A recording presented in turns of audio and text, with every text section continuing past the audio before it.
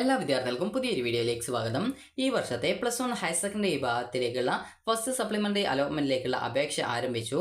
അപ്പോൾ വിദ്യാർത്ഥികൾക്ക് എങ്ങനെയാണ് സ്വന്തമായിട്ട് മൊബൈൽ ഫോൺ വഴി നിങ്ങളുടെ അപേക്ഷ സമർപ്പിക്കുന്നത് എന്നുള്ളതാണ് ഈ ഒരു വീഡിയോയിൽ. അപ്പോൾ വിദ്യാർത്ഥികൾ ആദ്യം തന്നെ hscap.kerala.gov.in എന്നുള്ള വെബ്സൈറ്റ് ഓപ്പൺ ചെയ്യുക.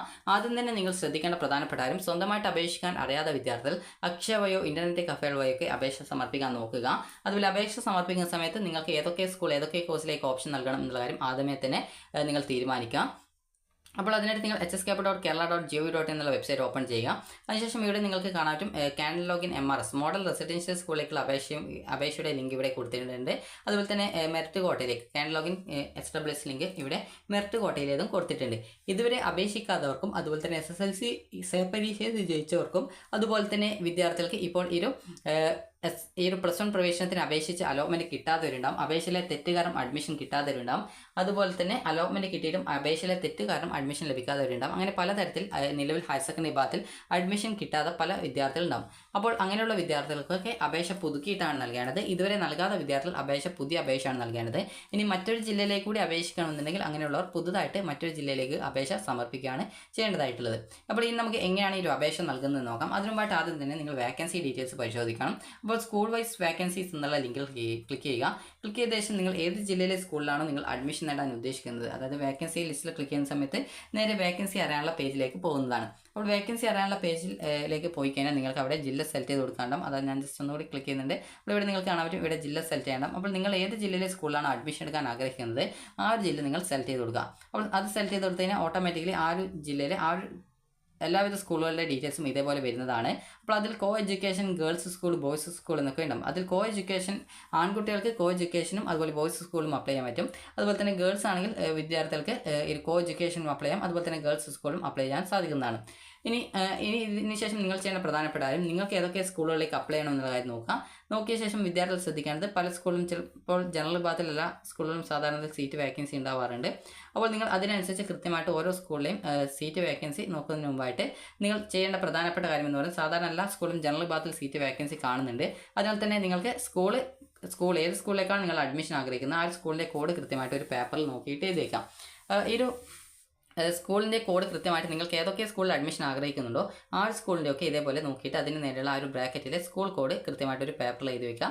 പേപ്പറിൽ എഴുതി വെച്ച ശേഷം വിദ്യാർത്ഥികൾക്ക് നിങ്ങളുടെ പ്രയോറിറ്റി അനുസരിച്ച് വേണം നിങ്ങൾ ഓപ്ഷൻസ് ഒരു പേപ്പറിൽ എഴുതി വെക്കാനായിട്ട്. അതായത് ആദ്യം ഏത് സ്കൂളാണ് വേണ്ടത് ആ ഒരു സ്കൂളിൻ്റെ പേരും സ്കൂളിൻ്റെ കോഡും കൃത്യമായിട്ടൊരു പേപ്പറിൽ എഴുതുക. എന്നിട്ട് നിങ്ങളുടെ പ്രയോറിറ്റി അനുസരിച്ച് വേണം ഈ ഒരു രീതിയിൽ ഓപ്ഷൻ കൊടുക്കാനായിട്ട്. അപ്പോൾ അതൊക്കെ നമുക്ക് എങ്ങനെയാണെന്ന് നോക്കാം. ഇനി ഇതിന് ശേഷം നിങ്ങൾ ബാക്ക് ബട്ടൺ അടിക്കുക. അതിനുശേഷം ജസ്റ്റ് നിങ്ങൾക്ക് ഈ ഒരു പേജിലേക്ക് വരിക. ഇനി ഇതിന് ശേഷം നിങ്ങൾ ശ്രദ്ധിക്കേണ്ട പ്രധാനപ്പെട്ട കാര്യം, ഇതുവരെ അപേക്ഷിക്കാത്തവരാണെങ്കിൽ അല്ലെങ്കിൽ മറ്റൊരു ജില്ലയിലേക്ക് പുതുതായിട്ട് അപേക്ഷിക്കുന്നവരാണെങ്കിൽ ആദ്യം കാൻഡിൽ ലോഗിൻ ക്രിയേറ്റ് ചെയ്യണം. അതിനായിട്ട് ക്രിയേറ്റ് കാൻഡിഡേറ്റ് ലോഗിൻ SWS എന്നുള്ള ലിങ്കിൽ ക്ലിക്ക് ചെയ്യുക. ക്ലിക്ക് ചെയ്യുന്ന സമയത്ത് ഈ ഒരു പേജിലേക്ക് പോകും. അപ്പോൾ നിങ്ങൾ ഏത് ജില്ലയിലേക്കാണ് നിങ്ങൾ അപ്ലൈ ചെയ്യുന്നത് ആ ഒരു ജില്ല സെലക്ട് ചെയ്ത് കൊടുക്കുന്നു, എന്നിട്ട് സബ്മിറ്റ് ചെയ്യുന്നു. അപ്പോൾ നിങ്ങൾക്ക് അടുത്ത പേജിലേക്ക് വരും. ഇവിടെ SSLC സ്കീം ചോദിക്കുന്നുണ്ട്. അതിൽ SSLC 2025-26 എന്നുള്ളത് ഈ വർഷം SSLC ജയിച്ചവരാണ്. ഇത് SSLC 2007-25 എന്ന് വെച്ചാൽ 2007 മുതൽ 25 വരെ SSLC പരീക്ഷ ജയിച്ചവരുടേതാണ്. അതുപോലെ തന്നെ ഇത് THSLC IHRD വിഭാഗത്തിൻ്റെ ന്യൂ സ്കീം സെലക്ട് ചെയ്തവരാണ്. പിന്നീട് CBSE അതുപോലെ തന്നെ ICSE അങ്ങനെ ആ ഒരു ബോർഡുകൾ പഠിച്ചവരാണെങ്കിൽ അത് സെലക്ട് ചെയ്ത് കൊടുക്കാം. അടുത്തത് അതർ എന്നുള്ള ഒരു ഓപ്ഷൻ കൂടിയുണ്ട്. അതുപോലെ തന്നെ എട്ടാമത്തേത് THSLC tech edu new scheme 2016 onwards, അതായത് THSLC 2016 മുതൽ പരീക്ഷ എഴുതിയ വിദ്യാർത്ഥികൾ എന്നാണ് ഉദ്ദേശിക്കുന്നത്. അപ്പോൾ ഞാൻ ഈ വർഷം എഴുതിയതാണ്ട് ഈ വർഷത്തെ സെലക്ട് ചെയ്തു. നിങ്ങൾ ഏത് വിഭാഗത്തിലാണ് പരീക്ഷ വെച്ചിട്ടുണ്ടായിരുന്നത് ആ ഒരു വിഭാഗം സെലക്ട് ചെയ്ത് കൊടുക്കുക. അതിനുശേഷം നിങ്ങളുടെ SSLCയുടെ രജിസ്റ്റർ നമ്പർ ഇവിടെ 2 പ്രാവശ്യം എഴുതുക. തെറ്റിക്കരുത്, കറക്റ്റായിട്ട് തന്നെ കൊടുക്കുക. നിങ്ങളുടെ പേര് എങ്ങനെയാണ് SSLC റിസൾട്ടിലുള്ളത് അതേപോലെ തന്നെ ഇവിടെ ടൈപ്പ് ചെയ്ത് കൊടുക്കുക. വീണ്ടും നിങ്ങളുടെ പേര് അവിടെ ടൈപ്പ് ചെയ്ത് കൊടുക്കുക. നിങ്ങളുടെ രജിസ്ട്രേഷൻ നമ്പർ ടൈപ്പ് ചെയ്ത് കൊടുക്കുന്ന സമയത്ത് തന്നെ ചില സമയത്ത് ഓട്ടോമാറ്റിക്കലി അവിടെ വരും, അല്ലെങ്കിൽ നിങ്ങൾ മാനുവലായിട്ട് തന്നെ ടൈപ്പ് ചെയ്ത് കൊടുക്കണം. ഇനി അതിനുശേഷം മന്ത് ഓഫ് പാസ് മാർച്ച് ഉണ്ട്. അപ്പോൾ അത് നിങ്ങൾ ഏത് മാസമാണ് നിങ്ങളുടെ റിസൾട്ട് വന്നിട്ടുണ്ടായിരുന്നത് അത് നിങ്ങൾക്ക് കൃത്യമായിട്ട് സെലക്ട് ചെയ്ത് കൊടുക്കാവുന്നതാണ്. ഞാനിപ്പോൾ ഏപ്രിലാണ് സെലക്ട് ചെയ്തത്. അതിനുശേഷം അല്ലെങ്കിൽ മാർച്ച് വെച്ചാലും പ്രത്യേകിച്ച് കുഴപ്പമൊന്നുമില്ല, നിങ്ങൾക്ക് ഏത് വെച്ചാലും പ്രത്യേകിച്ച് കുഴപ്പമൊന്നുമില്ല. അതുകൊണ്ട് നിങ്ങൾക്ക് ഏത് വെച്ചാലും സെലക്ട് ചെയ്യാം. അതിനുശേഷം പിന്നീട് ഇയർ ഓഫ് പാസ് എന്നുള്ളത് ഞാനിപ്പോൾ ഈ വർഷത്തെ ആണ് സെലക്ട് ചെയ്തതുകൊണ്ട് 2026 ഓട്ടോമാറ്റിക്കലി അവിടെ വന്നിട്ടുള്ളത്. ഇനി അടുത്തതായിട്ടുള്ളത് ബാക്കിയുള്ളവരാണെങ്കിൽ അത് കൃത്യമായിട്ട് ടൈപ്പ് ചെയ്ത് കൊടുക്കേണ്ടതായിട്ട് വരും. അടുത്തത് നിങ്ങളുടെ ഡേറ്റ് ഓഫ് ബർത്ത് ആണ്. ഡേറ്റ് ഓഫ് ബർത്ത് ഇവിടെ ടൈപ്പ് ചെയ്ത് കൊടുക്കാം. വീണ്ടും ഡേറ്റ് ഓഫ് ബർത്ത് ടൈപ്പ് ചെയ്ത് കൊടുക്കാം. അടുത്തതായിട്ട് നിങ്ങളുടെ മൊബൈൽ നമ്പർ ടൈപ്പ് ചെയ്ത് കൊടുക്കാം. അതിനുശേഷം വിദ്യാർത്ഥികൾക്ക് വീണ്ടും ആ ഒരു മൊബൈൽ നമ്പർ 2 പ്രാവശ്യം ടൈപ്പ് ചെയ്ത് കൊടുക്കണം. അതിനുശേഷം പിന്നീട് ആപ്ലിക്കേഷൻ മോഡ് സെൽഫ് എന്നുള്ളത് സ്വന്തമായിട്ട് അപേക്ഷിക്കുന്നതാണ്. സ്കൂൾ ഹെൽപ്പ് ഡെസ്ക് ആണെങ്കിൽ അതല്ലെങ്കിൽ അതർ എന്നുള്ള ഓപ്ഷൻ ആണെങ്കിൽ അതർ സെലക്ട് ചെയ്യാവുന്നതാണ്. ഞാനിപ്പോൾ സെൽഫ് ആയതുകൊണ്ട് ഞാൻ സെൽഫ് ഓപ്ഷൻ സെലക്ട് ചെയ്യുന്നു. അതിനുശേഷം പിന്നെ സെൽഫ് എന്ന് വെച്ചാൽ സ്വന്തമായിട്ട് അപ്ലൈ ചെയ്യുന്നതാണ് ഉദ്ദേശിക്കുന്നത്. അതിനുശേഷം നിങ്ങൾക്ക് ഇവിടെ കാണാൻ പറ്റും ഒരു ടെക്സ്റ്റ് ബോക്സ് ആണ്. അപ്പോൾ ഇവിടെ ആ ഒരു ടെക്സ്റ്റ് ബോക്സിൽ ഇവിടെ നിങ്ങൾക്ക് ഇവിടെ കാണുന്ന കുറച്ച് നമ്പേഴ്സ് ആണ്. അപ്പോൾ ആ ഒരു നമ്പർ ഇവിടെ ടൈപ്പ് ചെയ്ത് കൊടുക്കുക, എന്നിട്ട് സബ്മിറ്റ് ചെയ്ത് കൊടുക്കുക. സബ്മിറ്റ് ചെയ്യുന്ന സമയത്ത് നിങ്ങളുടെ ഈ മൊബൈൽ നമ്പറും ഡീറ്റെയിൽസ് ഒക്കെ കറക്റ്റ് ആണെന്നുണ്ടെങ്കിൽ നിങ്ങൾക്ക് അടുത്ത പേജിൽ സെൻഡ് OTP എന്നുള്ള ഒരു ബട്ടൺ, പച്ച ബട്ടൺ വന്നിട്ടുണ്ടാകും. അത് ക്ലിക്ക് ചെയ്യുക. ക്ലിക്ക് ചെയ്ത് കഴിഞ്ഞാൽ നിങ്ങളുടെ ഫോണിലേക്ക് ഒരു OTP വരും. അപ്പോൾ നിങ്ങൾ ഇവിടെ കൊടുത്ത ആ ഒരു മൊബൈൽ നമ്പറിലേക്കാണ് OTP വരിക. OTP തെറ്റി, ആ ഒരു മൊബൈൽ നമ്പർ തെറ്റിയിട്ടുണ്ടെങ്കിൽ ജസ്റ്റ് ഒന്ന് ബാക്കോട്ട് അടിച്ച് ഒന്നുകൂടി മൊബൈൽ നമ്പർ കറക്റ്റ് ആക്കിയാൽ മതി. അപ്പോൾ നിങ്ങൾക്ക് അതിനുശേഷം പിന്നീട് സെൻഡ് OTP ബട്ടൺ ക്ലിക്ക് ചെയ്ത് ഫോണിലേക്ക് OTP നിങ്ങൾക്ക് കൃത്യമായിട്ട് ആ ഒരു പേജിൽ ടൈപ്പ് ചെയ്ത് കൊടുത്ത് സബ്മിറ്റ് ചെയ്യാം. സബ്മിറ്റ് ചെയ്ത് കൊടുത്തു കഴിഞ്ഞാൽ അടുത്ത പേജ് നിങ്ങൾക്ക് പുതിയ പാസ്വേഡ് സെറ്റ് ചെയ്ത് കൊടുക്കാനുള്ള 2 ബോക്സ് വരും. അതിൽ നിങ്ങൾക്ക് പുതുതായിട്ട് ഏത് പാസ്വേഡാണോ ഈ ഒരു ആപ്ലിക്കേഷന് വേണ്ടത് അതിനനുസരിച്ച് നിങ്ങളുടെ ഇഷ്ടത്തിനനുസരിച്ച് ഒരു പാസ്വേഡ് 2 ബോക്സിലും സെയിം പാസ്വേഡ് ടൈപ്പ് ചെയ്ത് കൊടുത്ത ശേഷം വിദ്യാർത്ഥികൾക്ക് അപ്ഡേറ്റ് ബട്ടൺ ക്ലിക്ക് ചെയ്തുകൊണ്ട് നിങ്ങളുടെ പാസ്വേഡ് അപ്ഡേറ്റ് ചെയ്യാം. അപ്പോൾ ഇതോടുകൂടി നിങ്ങൾക്ക് ആ ഒരു പാസ്വേഡ് നിങ്ങൾ ഒരു പേപ്പറിൽ എഴുതി വെക്കാൻ ശ്രദ്ധിക്കണം. അത് മറന്നുപോയത്, കാരണം ലോഗിൻ ചെയ്യാനായിട്ട് ആവശ്യമാണ്. അപ്പോൾ ഇങ്ങനെ നിങ്ങൾ അപ്ഡേറ്റിൽ ക്ലിക്ക് ചെയ്ത് കഴിഞ്ഞാൽ വിദ്യാർത്ഥികൾക്ക് അവിടെ നിങ്ങൾക്ക് കാണാൻ പറ്റും. അതായത് ക്യാൻ ലോഗിൻ ക്രിയേഷൻ സക്സസ്ഫുള്ളി എന്ന് പറഞ്ഞിട്ട് നിങ്ങളുടെ ആപ്ലിക്കേഷൻ നമ്പർ അവിടെ കാണാൻ സാധിക്കും. അപ്പോൾ ആപ്ലിക്കേഷൻ നമ്പർ കൃത്യമായിട്ട് നോക്കിയിട്ട് ഒരു പേപ്പറിൽ എഴുതി വെക്കുക. അതുപോലെ സ്ക്രീൻഷോട്ട് എടുത്ത് വെക്കാം. എന്നിട്ട് ആ ഒരു ആപ്ലിക്കേഷൻ നമ്പറും പാസ്വേഡും കൃത്യമായിട്ട് ഒരു പേപ്പറിൽ എഴുതി വെക്കാൻ പ്രത്യേകം ശ്രദ്ധിക്കേണ്ടതാണ്. അപ്പോൾ അതിനുശേഷം വിദ്യാർത്ഥികൾ ശ്രദ്ധിക്കേണ്ട പ്രധാനപ്പെട്ട കാര്യം എന്ന് പറയുന്നത്, അടുത്തതായിട്ട് നിങ്ങൾ HSK വെബ്സൈറ്റിലെ കാൻഡിഡേറ്റ് ലോഗിൻ എന്നുള്ള ലിങ്കിൽ ക്ലിക്ക് ചെയ്യുക. കാൻ ലോഗിൻ എസ്റ്റാബ്ലിഷ് ലിങ്കിൽ ക്ലിക്ക് ചെയ്ത് കഴിഞ്ഞാൽ ആ ഒരു ലോഗിൻ ചെയ്യാനുള്ള പേജിലേക്ക് പോകും. അവിടെ ഇതേപോലെ നിങ്ങൾക്ക് യൂസർ നെയിം ആയിട്ടുള്ള ആപ്ലിക്കേഷൻ നമ്പർ, അതുപോലെ തന്നെ പാസ്വേഡ്, അതുപോലെ തന്നെ നിങ്ങൾ ഏത് ജില്ലയിലാണ് അപ്ലൈ ചെയ്തിട്ടുണ്ടായിരുന്ന ജില്ല എന്നിവ സെലക്ട് ചെയ്യണം. അതിനുശേഷം നിങ്ങൾക്ക് ലോഗിൻ ചെയ്യാനുള്ള ഓപ്ഷൻ ഉണ്ടാവും. അപ്പോൾ ലോഗിൻ ഓപ്ഷൻ ക്ലിക്ക് ചെയ്ത് നിങ്ങൾ ലോഗിൻ ചെയ്യുക. ലോഗിൻ ചെയ്ത് കഴിഞ്ഞാൽ നേരെ നിങ്ങളുടെ പ്രൊഫൈൽ പേജിലേക്ക് പോകുന്നതാണ്. പ്രൊഫൈൽ പേജിലേക്ക് നിങ്ങൾക്ക് ഇതേപോലെ അപ്ലൈ ഓൺലൈൻ എന്നോ അതല്ലെങ്കിൽ റിന്യൂ ആപ്ലിക്കേഷൻ എന്നോ അല്ലെങ്കിൽ അപ്ലൈ ഫോർ സപ്ലിമെൻ്ററി അലോട്ട്മെൻറ്റ് എന്നുള്ള ഒരു ലിങ്ക് കാണാൻ പറ്റും. അപ്പോൾ ആ ഒരു ലിങ്കിൽ ക്ലിക്ക് ചെയ്യും മുമ്പായിട്ട് പ്രത്യേകിച്ച് ലോഗിൻ ചെയ്യുമ്പോൾ നിങ്ങളോട് സെൻഡ് OTP എന്നുള്ള ഓപ്ഷൻ വരും. അത് ക്ലിക്ക് ചെയ്ത് നിങ്ങളുടെ ഫോണിലേക്ക് വരുന്ന OTP നിങ്ങൾ വീണ്ടും ടൈപ്പ് ചെയ്ത് കൊടുക്കേണ്ടതായിട്ടുണ്ട്. അപ്പോൾ ഇങ്ങനെ വരുന്ന OTP കറക്റ്റായിട്ട് ടൈപ്പ് ചെയ്ത് കൊടുത്ത ശേഷം വിദ്യാർത്ഥികൾക്ക് നേരെ ഈ ഒരു പേജിലേക്ക് വരുന്നതും ഈ ഒരു പേജിൽ നിങ്ങളുടെ ഡീറ്റെയിൽസും കാര്യങ്ങളൊക്കെ ഇവിടെ കാണാൻ പറ്റും. അതിന് താഴെയായിട്ട് ലിങ്ക്സ് എന്നുള്ള ഭാഗത്ത് അപ്ലൈ ഓൺലൈനോ റിന്യൂ ആപ്ലിക്കേഷനോ അല്ലെങ്കിൽ വിദ്യാർത്ഥികൾക്ക് അവിടെ ഈ ഒരു അപ്ലൈ ഫോർ സപ്ലിമെൻ്ററി അലോട്ട്മെൻറ്റ് എന്നുള്ള ലിങ്ക് കാണാൻ പറ്റും. അപ്പോൾ നിങ്ങൾ ചെയ്യേണ്ടത് ആ ലിങ്കിൽ ക്ലിക്ക് ചെയ്യുക. ക്ലിക്ക് ചെയ്യുമ്പോൾ നിങ്ങളുടെ HSK ഒരു മെസ്സേജ് പറയും. അതായത് എന്ത് എഡിറ്റ് ചെയ്താലും അത് സേവ് ചെയ്യണമെന്ന് പറയും. അപ്പോൾ നിങ്ങൾ ചെയ്യേണ്ട കാര്യം അതിനുശേഷം ഈ ഒരു പേജിലേക്ക്, അത് ഫോം പേജിലേക്ക് പോകും. ഫോം പേജിൽ നിങ്ങൾ നേരത്തെ അപേക്ഷ നൽകിയിട്ടുണ്ടായിരുന്ന വിദ്യാർത്ഥികളായിരുന്നെങ്കിൽ നിങ്ങളുടെ എല്ലാവിധ ഡീറ്റെയിൽസും അതിലുണ്ടാവും. എന്നാൽ ആദ്യമായിട്ട് അപേക്ഷിക്കുന്നവരാണെങ്കിൽ എല്ലാ ഡീറ്റെയിൽസും നിങ്ങൾ തന്നെ ടൈപ്പ് ചെയ്ത് കൊടുത്ത് സെലക്ട് ചെയ്ത് കൊടുത്ത് നൽകേണ്ടതായിട്ടുണ്ട്. അപ്പോൾ ഈ ഒരു ഡീറ്റെയിൽസൊക്കെ കൃത്യമായിട്ട് വായിച്ച് നോക്കി നിങ്ങൾക്ക് കൃത്യമായിട്ട് നൽകാം. നിങ്ങളുടെ താലൂക്ക്, പഞ്ചായത്ത്, മുനിസിപ്പാലിറ്റി, നിങ്ങളുടെ പേര്, അഡ്രസ്സ്, അതുപോലെ തന്നെ റിലീജിയൻ, അതുപോലെ കാസ്റ്റ്, അതുപോലെ തന്നെയുള്ള കാര്യങ്ങൾ കൊടുക്കാനുണ്ട്. അതുപോലെ തന്നെ നിങ്ങൾ വല്ല അന്തർദേശീയ ഇനങ്ങളിലൊക്കെ സ്പോർട്സ്, അതുപോലെ തന്നെ യൂത്ത് ഫെസ്റ്റിവൽ എന്നിവയിലേക്ക് പങ്കെടുത്തിട്ടുണ്ടെങ്കിൽ അതിൻ്റെ ഡീറ്റെയിൽസും കൊടുക്കാം. അതുപോലെ തന്നെ നിങ്ങൾക്ക് NTSC, NMMS, USS, LSS, അതുപോലെ തന്നെ സയൻസ് ഫെയർ, അതുപോലെ പലതരത്തിലുള്ള ഇനങ്ങളിൽ നിങ്ങൾ പങ്കെടുത്തിട്ടുണ്ടോ എന്ന് ചോദിക്കുന്നുണ്ടെങ്കിൽ അത് അനുസരിച്ച് സെലക്ട് ചെയ്ത് കൊടുക്കാം. ഇനി അതുപോലെ തന്നെ വിദ്യാർത്ഥികൾക്ക് ഈ ഒരു ബോണസ് പോയിന്റ് മറ്റു വലുതും ഉണ്ടെങ്കിൽ അതുമായി ബന്ധപ്പെട്ട കാര്യങ്ങൾ നിങ്ങൾക്ക് സെലക്ട് ചെയ്ത് കൊടുക്കാം. അപ്പോൾ ഇത്രയും കാര്യങ്ങളാണ് നിങ്ങൾ കൃത്യമായിട്ട് സെലക്ട് ചെയ്യുന്നത്. അതുപോലെ പ്രത്യേകം ശ്രദ്ധിക്കേണ്ടത് നിങ്ങളുടെ കാസ്റ്റും കാറ്റഗറിയും റിലീജിയനൊക്കെ കൊടുക്കുന്നുണ്ട്. അപ്പോൾ ആ ഒരു ഭാഗങ്ങളിൽ തെറ്റ് വരുത്തരുത്.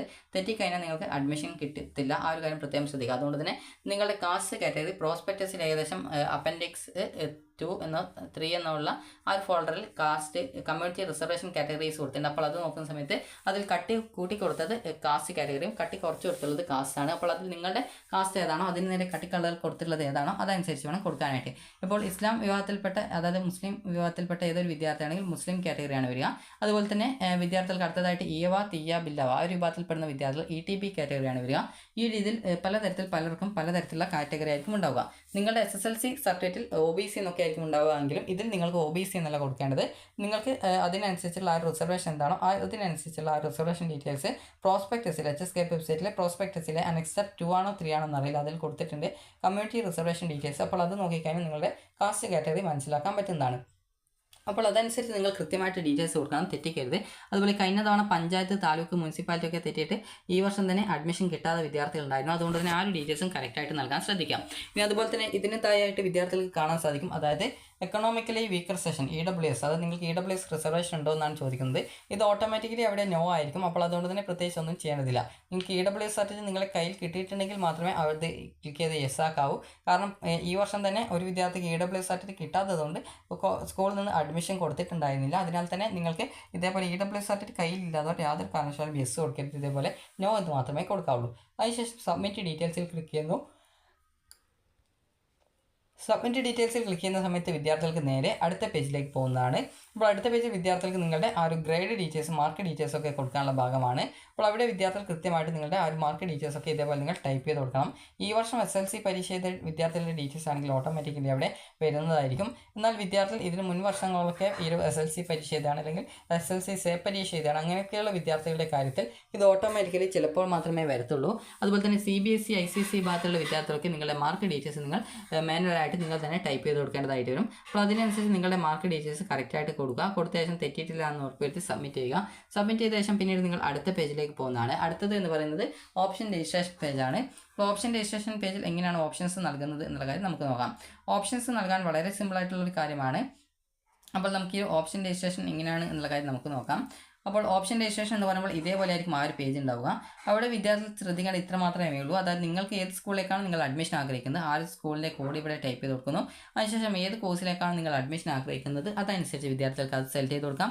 എന്നിട്ട് സേവ് ചെയ്ത് കൊടുക്കാം. അപ്പോൾ ഈ രീതിയിൽ നിങ്ങൾ അഡ്മിഷൻ ആഗ്രഹിക്കുന്ന അഡ്മിഷൻ ആഗ്രഹിക്കുന്ന കോഴ്സ് ഏതാണോ ആ ഒരു കോഴ്സ് ഏതൊക്കെ സ്കൂളിലാണോ ഉള്ളത് അതിനനുസരിച്ച് നിങ്ങൾക്ക് ഓപ്ഷനുകൾ നൽകാവുന്നതാണ്. അത് നിങ്ങൾക്ക് പോയിട്ട് വരാൻ പറ്റുന്ന സ്കൂളുകൾ ഏതൊക്കെയാണോ ആ സ്കൂളുകളിൽ ഏതൊക്കെ കോഴ്സാണോ ഉള്ളത് അവിടെ നിങ്ങൾക്ക് ഈ രീതിയിൽ നിങ്ങൾക്ക് ഓപ്ഷനുകൾ നൽകാവുന്നതാണ്. അപ്പോൾ ഈ രീതിയിൽ നിങ്ങൾക്ക് വേണ്ട സ്കൂൾ കോഡ് കൊടുക്കുന്നു, കോഴ്സ് സെലക്ട് ചെയ്യുന്നു, സേവ് ചെയ്യുന്നു. ഈ രീതിയിൽ നിങ്ങൾക്ക് എത്ര ഓപ്ഷൻസ് വേണ്ടോ അതിനനുസരിച്ച് നിങ്ങൾക്ക് ഓപ്ഷൻസ് നൽകാവുന്നതാണ്.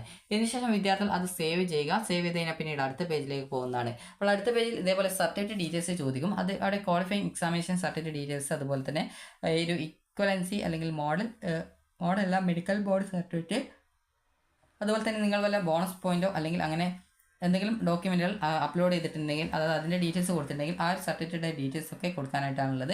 അതുപോലെ ചില ഡോക്യുമെൻ്റ് ചെയ്ത് സ്കാൻ ചെയ്ത് അപ്ലോഡ് ചെയ്യണം. അതിൻ്റേത് മാത്രമാണ് ഇതേപോലെ ബ്രൗസ് എന്ന് പറഞ്ഞുകൊണ്ട് കൊടുത്തിട്ടുള്ളത്. അപ്പോൾ ഈ രീതിയിൽ നിങ്ങൾ കൃത്യമായിട്ട് നിങ്ങളുടെ ആ ഒരു സർട്ടിഫിക്കറ്റ് ഡീറ്റെയിൽസ് വലുതുമുണ്ടെങ്കിൽ ആ ഒരു ഡീറ്റെയിൽസ് കൊടുക്കാം. ഈ വർഷം SLC പരീക്ഷ ചെയ്ത വിദ്യാർത്ഥികൾക്ക് ഇതുവരെയുള്ള മറ്റ് സർട്ടിഫിക്കറ്റുകൾ അതായത് ക്ലബ് സർട്ടിഫിക്കറ്റ് അതുപോലുള്ള മറ്റ് സർട്ടിഫിക്കറ്റുകളൊന്നും ഇല്ലാത്ത വിദ്യാർത്ഥികളാണ്. അപ്പോൾ അങ്ങനെയുള്ള വിദ്യാർത്ഥികൾ ശ്രദ്ധിക്കേണ്ടത് അങ്ങനെയുള്ളവർക്ക് നേരെ ആ ഒരു സബ്മിറ്റ് ഓൾ എന്നുള്ള ബട്ടണാണ് ഉണ്ടാവുക. അങ്ങനെയെങ്കിൽ അത് ക്ലിക്ക് ചെയ്ത് നേരെ നിങ്ങൾക്ക് ആ ഒരു പ്രിവ്യൂ പേജിലേക്ക് പോകാവുന്നതാണ്. അപ്പോൾ ഇങ്ങനെ നിങ്ങൾക്ക് ഈ രീതിയിൽ എല്ലാ ഡീറ്റെയിൽസും നൽകിയ ശേഷം സബ്മിറ്റ് ഓൾ ക്ലിക്ക് ചെയ്ത് നിങ്ങൾക്ക് നേരെ പ്രിവ്യൂ പേജിലേക്ക് പോകാവുന്നതാണ്. പ്രിവ്യൂ പേജിൽ പോയ ശേഷം വിദ്യാർത്ഥികൾക്ക് അവിടെ കാണാൻ സാധിക്കും നിങ്ങൾ നൽകിയ എല്ലാവിധ ഡീറ്റെയിൽസും നിങ്ങൾക്ക് കാണാൻ പറ്റും. അപ്പോൾ ഈ ഒരു ഡീറ്റെയിൽസ് ഒക്കെ നിങ്ങൾ കൃത്യമായിട്ട് വായിച്ച് നോക്കുക. വായിച്ച് നോക്കിയിട്ട് എന്തെങ്കിലും തെറ്റുണ്ടെങ്കിൽ ഓരോ ഡീറ്റെയിൽസും നേരെയും ഇതേപോലെ ഒരു പെൻസിലേക്ക് ഉണ്ടാവുക. ചിലപ്പോൾ എഡിറ്റ് ഒരു ഓപ്ഷനോട് കൂടിയായിരിക്കും ഈ ഒരു എറോ സിമ്പിൾ ഉണ്ടാവുക. അപ്പോൾ എറോ സിമ്പിൾ എന്ന് പറയുമ്പോൾ പെൻസിലിൻ്റെ ആ ഒരു ഐക്കണാണ്, പെൻസിൽ ഐക്കണാണ് ഉണ്ടാവുക. അപ്പോൾ നിങ്ങൾ ആ ഒരു എഡിറ്റ് അല്ലെങ്കിൽ പെൻസിൽ ഐക്കൺ കാണാൻ പറ്റും. അത് ക്ലിക്ക് ചെയ്ത് നിങ്ങൾക്ക് നേരെ ആ ഒരു ഫോമിൻ്റെ പേജിലേക്ക് പോകാവുന്നതും നിങ്ങൾക്ക് ഏത് ഡീറ്റെയിൽസ് ആണോ തിരുത്തേണ്ടത് ആ ഒരു ഡീറ്റെയിൽസ് നിങ്ങൾക്ക് തിരുത്താവുന്നതുമാണ്. അപ്പോൾ ഇങ്ങനെ തിരുത്തിയതിന് ശേഷം വിദ്യാർത്ഥികൾക്ക് കൃത്യമായിട്ട് അപ്പോൾ ഇങ്ങനെ വിദ്യാർത്ഥി ശ്രദ്ധിക്കേണ്ടത് ഇങ്ങനെ നിങ്ങൾക്ക് എന്തൊക്കെ ഡീറ്റെയിൽസ് തിരുത്തണോ അല്ലെങ്കിൽ എന്തെങ്കിലും ഡീറ്റെയിൽസ് കൂട്ടിച്ചേർക്കണോ നിങ്ങളുടെ കാസ്റ്റ്, റിലീജിയൻ, പഞ്ചായത്ത്, മുനിസിപ്പാലിറ്റി ഇതൊക്കെ കറക്റ്റ് ആണോ എന്ന് നിങ്ങൾ ചെക്ക് ചെയ്ത് എല്ലാ ഡീറ്റെയിൽസും ഓക്കെ ആണെന്നുണ്ടെങ്കിൽ വിദ്യാർത്ഥികൾക്ക് അവസാനം താഴെയായിട്ട് പ്രിവ്യൂ പേജിൽ താഴെയായിട്ട് ഇതേപോലെ ചെക്ക് ബോക്സ് ഉണ്ടാവും. ആ ചെക്ക് ബോക്സിൽ ക്ലിക്ക് ചെയ്തുകൊണ്ട് നിങ്ങൾക്ക് അവസാനം ഫൈനലായിട്ട് കൺഫേം ചെയ്യാവുന്നതാണ്. അങ്ങനെ ഫൈനൽ കൺഫർമേഷൻ ക്ലിക്ക് ചെയ്ത് നിങ്ങൾക്ക് നിങ്ങളുടെ ആ ഒരു ആപ്ലിക്കേഷൻ കംപ്ലീറ്റ് ചെയ്യാവുന്നതാണ്. അപ്പോൾ നിങ്ങൾ പ്രത്യേകം ശ്രദ്ധിക്കേണ്ട താല്പര്യമുള്ള എല്ലാ സ്കൂളും കോഴ്സിലേക്കും നിങ്ങൾ വേക്കൻസി അനുസരിച്ച് ഓപ്ഷൻ കൊടുക്കാൻ പ്രത്യേകം ശ്രദ്ധിക്കുക. ഇതിനുശേഷം വിദ്യാർത്ഥികൾ ശ്രദ്ധിക്കേണ്ടത് ഇങ്ങനെ നിങ്ങളുടെ ആപ്ലിക്കേഷൻ കൺഫേം ചെയ്ത് കഴിഞ്ഞാൽ പിന്നീട് നിങ്ങൾക്ക് അവിടെ പ്രിൻറ്റ് ആപ്ലിക്കേഷൻ ഉണ്ടാവും. അപ്പോൾ പിന്നീട് നിങ്ങൾ ക്യാൻഡ് ലോഗിൻ ചെയ്ത് കഴിഞ്ഞാൽ പിന്നീട് നിങ്ങൾക്ക് അവിടെ പ്രിൻറ്റ് ആപ്ലിക്കേഷൻ എന്നുള്ള ലിങ്ക് മാത്രമേ ഉണ്ടാവുള്ളൂ. അതിനാൽ തന്നെ വിദ്യാർത്ഥികൾ ആ ഒരു കാര്യം പ്രത്യേകം ശ്രദ്ധിക്കുക. ഇനി വിദ്യാർത്ഥികൾ ശ്രദ്ധിക്കേണ്ട പ്രധാനപ്പെട്ട കാര്യം എന്ന് പറയുന്നത് വിദ്യാർത്ഥികൾക്ക് ഇപ്പോൾ ആ ഒരു നിലവിൽ നിങ്ങൾക്ക് ഏതൊക്കെ സ്കൂൾ കോഴ്സിൽ അഡ്മിഷൻ ആഗ്രഹിക്കുന്നുണ്ടോ ആ ഒരു എല്ലാവിധ സ്കൂൾ കോഴ്സ് ഓപ്ഷനുകളും വിദ്യാർത്ഥികൾ കൃത്യമായിട്ട് വേക്കൻസിക്ക് അനുസരിച്ച് ഓപ്ഷൻ ലിസ്റ്റിൽ ഉൾപ്പെടുത്താൻ ശ്രദ്ധിക്കേണ്ടതാണ്. അല്ലാതെ 1-2 ഓപ്ഷൻസ് മാത്രം നൽകിയിട്ട് പോകരുത്. അപ്പോൾ വിദ്യാർത്ഥികൾ ശ്രദ്ധിക്കേണ്ടത് നിങ്ങൾക്ക് താല്പര്യമുള്ള സ്കൂൾ കോഴ്സൊക്കെ ഓപ്ഷൻസ് ആയിട്ട് കൊടുക്കുക. പിന്നീട് നിങ്ങളുടെ പ്രൊഫൈൽ ലോഗിൻ ചെയ്ത് ഓപ്പൺ ചെയ്യുന്ന സമയത്ത് നിങ്ങൾക്ക് അവിടെ പ്രിൻറ്റ് ആപ്ലിക്കേഷൻ ലിങ്കാണ് ഉണ്ടാവുക. ഇനി അതേസമയം പ്രിൻറ്റ് ആപ്ലിക്കേഷൻ ലിങ്കിന് പകരം അവിടെ എഡിറ്റ് ആപ്ലിക്കേഷൻ ലിങ്കാണ് കാണുന്നതെങ്കിൽ നിങ്ങളുടെ ആപ്ലിക്കേഷൻ അവിടെ സക്സസ് ആയിട്ട് ഇത് കൺഫേം ചെയ്തിട്ടില്ല. അപ്പോൾ അങ്ങനെയുള്ള വിദ്യാർത്ഥികൾ ഒന്നുകൂടി ലോഗിൻ ചെയ്ത് നേരെ ആ ഒരു അപ്ലൈ അല്ലെങ്കിൽ റിന്യൂ അല്ലെങ്കിൽ എഡിറ്റ് ആപ്ലിക്കേഷൻ ലിങ്കിൽ ക്ലിക്ക് ചെയ്ത് നേരെ നിങ്ങൾക്ക് വേണ്ട എഡിറ്റുകളും കാര്യങ്ങളൊക്കെ ചെയ്തുകൊണ്ട് വിദ്യാർത്ഥികൾക്ക് നിങ്ങളുടെ ആ ഒരു ആപ്ലിക്കേഷൻ വിദ്യാർത്ഥികൾക്ക് സബ്മിറ്റ് ചെയ്യാവുന്നതാണ്. ഇങ്ങനെ സബ്മിറ്റ് ചെയ്ത് കഴിഞ്ഞാൽ നിങ്ങൾക്ക് നിങ്ങളുടെ ആപ്ലിക്കേഷൻ്റെ പ്രിൻ്റ് ഔട്ട് കിട്ടുന്നതായിരിക്കും. അപ്പോൾ വിദ്യാർത്ഥികൾക്ക് ഈ ഒരു വീഡിയോ ഉപകാരപ്രദമായിട്ടുണ്ടെന്ന് കരുതുന്നു. ഉപകാരപ്രദമായിട്ടുണ്ടെങ്കിൽ ലൈക്ക് ചെയ്യുക, ഷെയർ ചെയ്യുക. Thank you for watching.